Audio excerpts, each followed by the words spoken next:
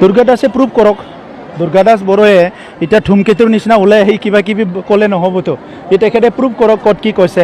তেখেতে মানে কথা ক'ব জানে বুলি এটা পুৰণা ৰাজনীতি নেতা বুলি যি টি কথা কৈ আছে আৰু প্ৰেক্টিকেলি কওক তেখেতে কি কৰিছে কি কৰা নাই। তেখেতে কি কৰিছে এইটো কওক, আমি কি কৰিছোঁ এইটো কওক।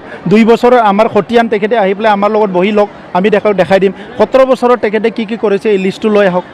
ডিষ্ট্ৰিক্ট আমাৰ UPPLৰ তৃতীয় যিটো বাৰ্ষিক অধিৱেশন বাগানপাৰাত লৈছে, মই ইয়াত উপস্থিত হৈছোঁ আৰু সকলো ব্লকৰ আমাৰ নেতা কৰ্মীবিলাক চবেই অংশগ্ৰহণ কৰিছে আৰু UPPLৰ দলৰ যিটো নীতি আদৰ্শ আৰু উদ্দেশ্য, এটা সুস্থ সমাজ গঢ়া, সদায় শান্তি স্থাপন কৰা আৰু সকলো জাতি জনগোষ্ঠীক লৈ একেলগে সমন্বয়ৰ এটা এনাজৰীৰে আমি আগবাঢ়ি যোৱা, এই কামবিলাক আজি সকলোকে দেখিবলৈ পাই খুব আনন্দিত হৈছোঁ।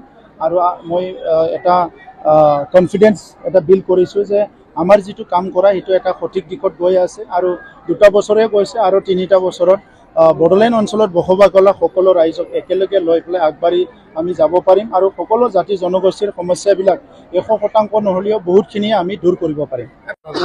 চাওক, দুৰ্নীতিটো কি আছে এতিয়া, দুৰ্নীতি মুক্ত হোৱা বুলি কোৱাৰ লগে লগে 100% দুৰ্নীতি পৃথিৱীত ক'তো মুক্ত হোৱা নাই।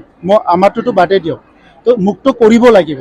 যদি দুৰ্নীতি মুক্ত কৰিব লাগে আমি মানসিকভাৱে, অকল মানুহে হাতেদি পইচা লৈছে সেইটো নহয়, মানসিক মগজৰ পৰা দুৰ্নীতিটো দূৰ কৰিব লাগিব। এতিয়া সকলোৰে মগজত যদি ব্ৰেইনত যদি দুৰ্নীতিৰ কথা সোমাই থাকে, চবে ইজি আৰ্নিংটো যদি ভাবি থাকে, কাম নকৰাকৈ মই পইচা খাম, দুৰ্নীতি ক'ৰ পৰা মুক্ত হ'ব।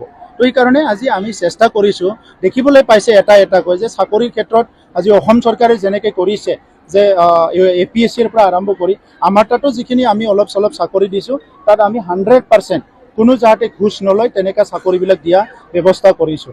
যিমান পাৰোঁ আইৱাৰ ঘৰৰ পৰা আদি কৰি আগত যদি হাজাৰ টকা লৈছিলে, এইটো কমাবলৈ আমি সক্ষম হৈছোঁ। চ' তেনেকুৱা বিভিন্ন ক্ষেত্ৰত আমি সফল অৰ্জন কৰিছোঁ। মই আশা কৰিছোঁ অহা 3 বছৰত বহুতখিনি ক্ষেত্ৰত আমি 100% সফল হ'ম, মই সেইটো বিশ্বাসত ৰাখিছোঁ।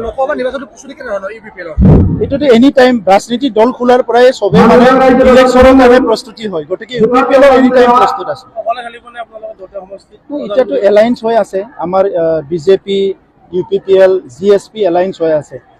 এই এলায়েন্সটো যিহেতু চলি আছে, আমি এলায়েন্সৰ কথা চিন্তা কৰি আছোঁ, একেলগে আমি কাম কৰি আছোঁ।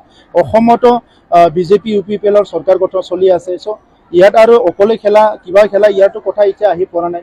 যেতিয়া সময় হ'ব আমি একেলগে আলোচনা কৰিম আৰু ডিচিশ্যন ল'ম। ভাৰতৰ প্ৰধানমন্ত্ৰী নৰেন্দ্ৰ মোদী ডাঙৰীয়া, গৃহমন্ত্ৰী অমিত শ্বাহ ডাঙৰীয়া আৰু এই কামত ওতঃপ্ৰোতভাৱে সকলো ডিজাইন কৰা, পলিচি কৰা, ইয়াত জড়িত থকা আমাৰ অসমৰ মুখ্যমন্ত্ৰী ডক্টৰ হিমন্ত বিশ্ব শৰ্মা, মই 3জনকে কংগ্ৰেচুলেশ্যন জনাইছোঁ।